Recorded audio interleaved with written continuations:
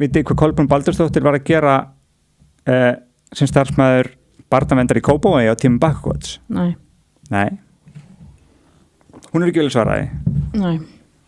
Fulltrúi barnaverndar. Formaður velferðarnefndar Alþingis.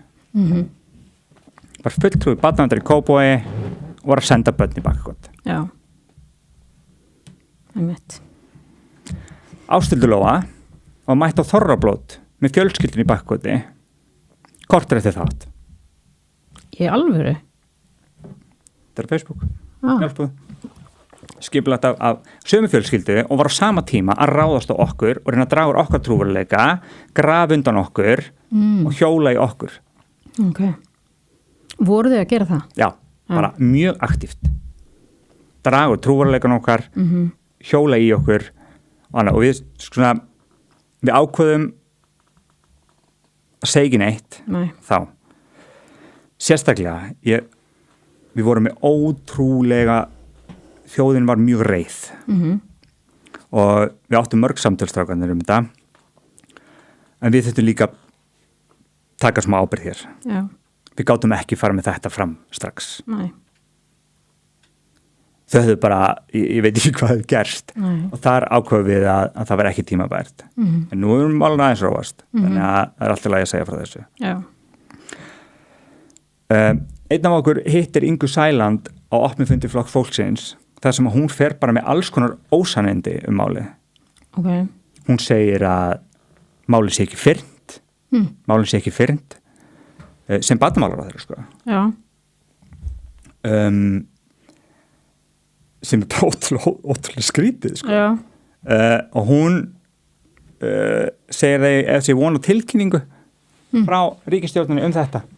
Já. Þetta er bara ránt, þetta er fyrnt.